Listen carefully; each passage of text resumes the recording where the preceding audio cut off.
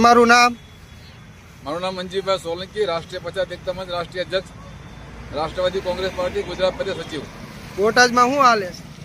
બોટાદનો પ્રશ્ન એવો છે કે છેલ્લા 4 દિવસથી નગરપાલિકા પ્રાંત સાહેબ દ્વારા જે ડિમોલેશનના નામથી જે નાના નાના જે વેપારીઓને લારી ગલા પાથરણાવાળાના જે ત્રાસ દેવામાં આવે છે, અને એની વાત બોટાદમાં ચૂંટાયેલા ધારાસભ્યએ જે બંધ બારણામાં જ બેસીને કાલે ઇન્ટરવ્યુ આપ્યું. ભાઈ બોટાદને મહાનગરપાલિકાનો દરજ્જો આપવો જરૂરી છે. ભાઈ મહાનગરપાલિકાનો દરજ્જો તમે દેવડાવો ન દેવડાવો, પણ બોટાદની જનતા તમે જે મત દેવડાવે છે એ લોકોને આટલો જો ત્રાસ ગુજરતા હોય તંત્ર દ્વારા, અને તમે એની વાત સાંભળતા ન હોય, બોટાદમાં તમે ક્યારેય આવ્યા નથી, તો બોટાદની જનતાએ તમે મત આપ્યા છે, તમે આવો અને બોટાદની જનતાના પ્રશ્ન સોલ્વ કરો.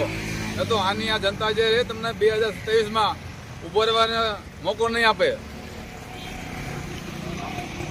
મારું નામ મંજીભાઈ સોલંકી, રાષ્ટ્રીય પંચાયત એકતા મંચ રાષ્ટ્રીય અધ્યક્ષ. શું બોટાદમાં હાલે છે? બોટાદનો પ્રશ્ન એવો છે કે બોટાદની જનતાએ છેલ્લા 27 વર્ષના શાસનને ફેરવી બીજેપીના અને આમ આદમી પાર્ટીના એક ઉમેદવારને જીતાડ્યા હોય, પણ જીતાડ્યા પછી કોઈના ફોન ઉપાડતા નથી, જનતાની વાતને વાંચા આપતા નથી અને બોટાદમાં કાંઈ દેખાતા નથી. મુદ્દા નંબર 2 કે મંદિરોની વાતો કરવાવાળા લોકો જે દિલ્હીમાં બેઠે સરકાર ને ગુજરાતમાં બેઠી સરકાર બોટાદમાં દબાણ દૂર કરવાના નામ પર ખુલ્લે આમ હનુમાન દાદાના મંદિરો, માતાજીના મંદિરો તોડવામાં આવે છે. નથી સરકાર, નથી તંત્ર કોઈને મદદ કરતું, બોટાદના ધારાસભ્ય એના બારામાં શબ્દ બોલતા નથી.